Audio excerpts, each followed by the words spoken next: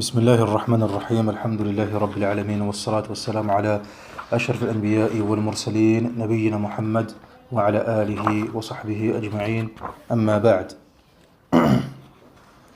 فهذا هو الدرس الثاني في قراءة كتاب أحكام حضور المساجد. Donc voilà, c'est notre deuxième cours, Inch'Allah Ta'ala, bihamdillahi rabbil alamin, sur la lecture du livre Bienséance et comportement à adopter en se rendant fil masajid, aux mosquées. On avait vu fil dars al-madi, en préambule et en introduction, l'importance donc de la salah et l'importance du masajid. Et donc là, on va poursuivre notre lecture, Inch'Allah Ta'ala, et rentrer awalan qabla kulli shay sur la définition du masjid. Qu'est-ce qu'un masjid? Ma huwa ta'rif al-masjid wa fadl bina'ihi wa ma yanbaghi fihi. On va essayer de voir la définition du masjid, les mérites concernant la construction des mosquées, et ensuite quelques bienséances et quelques règles autour de cela. إذن المسجد قال المؤلف حفظه الله تعالى المسجد لغة على وزن مفعيل بكسر العين اسم لمكان السجود. المسجد dans son sens linguistique, المسجد على وزن مفعيل بكسر العين signifie l'endroit où on se prosterne. اسم لمكان السجود. قال في الصحاح المسجد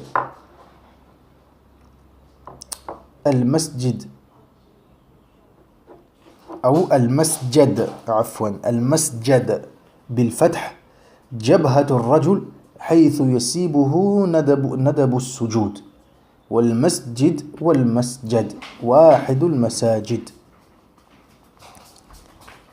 Donc Al-Masjad, donc on a le masjid et on a le masjad. Al-Masjad, c'est quoi? C'est le front de l'homme. C'est le front, c'est notre front. Lorsque nous voulons nous prosterner et qu'il tend vers la prosternation, vers le sol pour la prosternation. On appelle ça Al-Masjad. Et masjid, c'est le singulier de masajid. وقال في ثقيف اللسان ويقال للمسجد مسيد بفتح الميم حكاه غير واحد فتحصل في ذلك ثلاث لغات كسر الجيم وفتحها ومسيد بالياء موضع الجيم. Et on dit aussi masjid et on dit aussi masjad, mais on peut dire aussi masjid comme l'a dit dans Thaqif al-Lisan. On peut dire aussi masjid. Donc, dans cela, il y a trois façons de parler. Il y a trois langages, trois langues. Soit masjid, soit masjad, soit masjid. قال بدر الدين الزركشي الشافعي رحمه الله تعالى ولما كان السجود أشرف أفعال الصلاة لقرب العبد من ربه اشتق اسم المكان منه فقيل مسجد ولم يقولوا مركع. إعلام الساجد.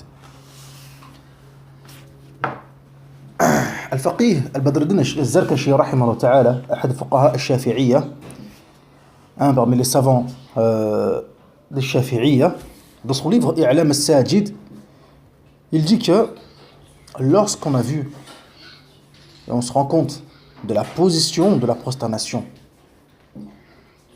de sa position, de son statut, et on voit que c'est l'acte le plus noble dans la salah, et ceci en raison de la proximité du abd de son Seigneur. À partir de là,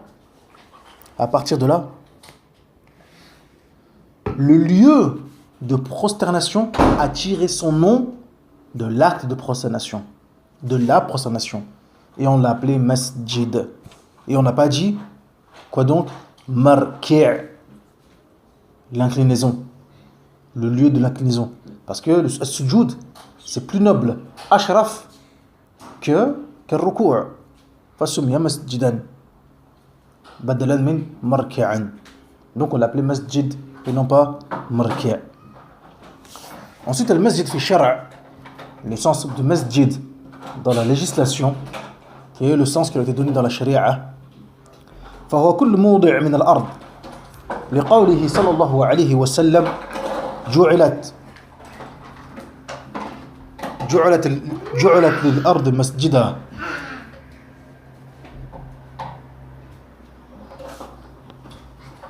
Donc, dans la législation,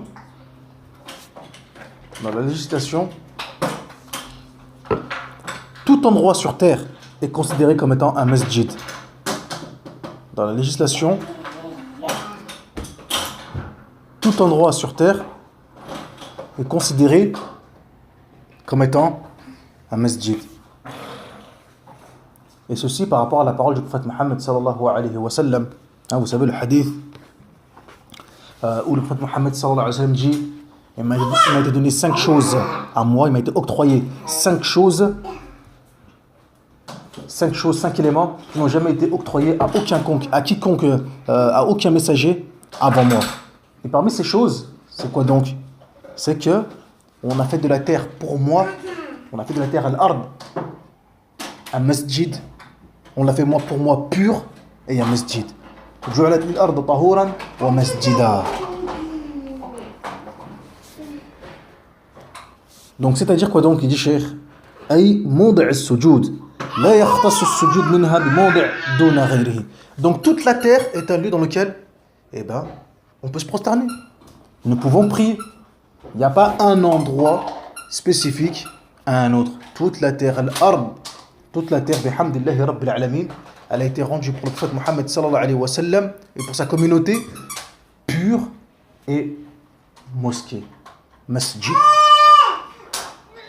وهذا يدل على أن الأصل في الأرض الطهارة حتى تعلم نجاستها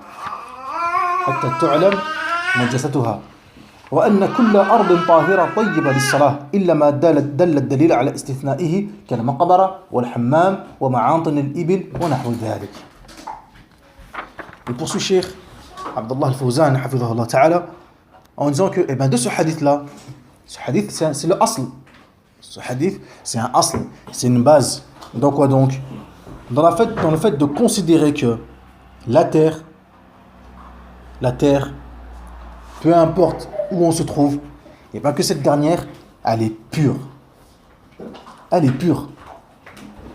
Tant qu'il n'y a aucune preuve, que ce soit légiférée ou bien une preuve physique, qui vient démontrer son caractère souillé. Dans le cas contraire, elle reste à sa base originelle, à savoir qu'elle est pure. Qu'elle peut purifier et qu'elle est pure sur laquelle nous pouvons prier. Sauf si on a une preuve qui vient faire état d'exception et nous démontrer que, ici, tel endroit ou tel endroit, nous ne pouvons pas prier. Comme al-maqbara, comme les cimetières, comme al-hammam, comme les lieux où l'insan il fait ses besoins, ou bien ma'atin al-ibil, les lieux, l'enclos des ibil, des chameaux et dromadaires, etc. فهذا هو. فتعريف المسجد شرعا بأنه كل موضع من الأرض ذكره الزركشي الشافعي ورحمه الله تعالى. هذا على كل cette définition du madhab du masjid comme étant n'importe quel endroit sur terre, كل موضع من الأرض, c'est ce qui était cité par al-Shafi'i, al-Zarkashi al-Shafi'i ورحمه الله تعالى, et c'est la parole la plus prépondérante dans le madhab, à savoir dans le madhab al-Shafi'i, de l'imam al-Shafi'i rahimahullah ta'ala. Et dans cette parole-là, l'a suivi al-Jarra'i al-Hanbali. أما المسجد في عرف الفقهاء فهو بقعة من الأرض تحررت عن التمليك الشخصي وخصصت للصلاة والعبادة. Ensuite, le masjid en tant que tel, en tant que mosquée, en tant que bâtiment, que construction, comme cela est connu chez les fuqaha, dans la définition des fuqaha, c'est quoi donc? C'est tout endroit sur terre qui a été donné en waqf, qui est libre, qui n'appartient à personne, qui n'a pas un propriétaire. C'est pas un endroit qui appartient à un tel ou un tel ou un tel. Non.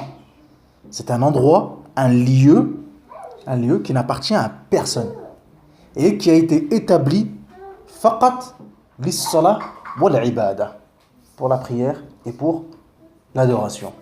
قال الزركشي رحمه الله تعالى إن العرف خصص المسجد بالمكان المهيأ للصلوات الخمس حتى يخرج المصلى المجتمع فيه للأعياد نحوها فلا يعطى حكمه وكذلك الربط والمدارس فإنها هيئات لغير ذلك. Azarkashi, qu'est-ce qu'il dit? Il dit, mais dans ce qui est connu communément par tous, on a spécifié le masjid comme étant l'endroit qui a été établi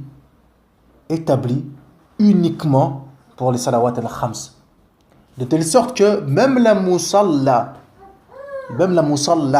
le lieu où généralement on se regroupe pour les fêtes, l'a'yad, salat al-'idain, pour la prière de fête, etc., eh bien, on l'a sorti de la définition du masjid. هذا في عرف الفقهاء وفي عرف الناس.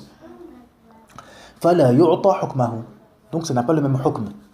Le masjid, comme on le connaît aujourd'hui, la mosquée en tant que telle, n'a pas le même hukm que la musalla. Et il continue encore le Cheikh Az-Zarkashi, le faqih Az-Zarkashi Shafi'i, rahimahullah ta'ala, il dit également pareil, les lieux,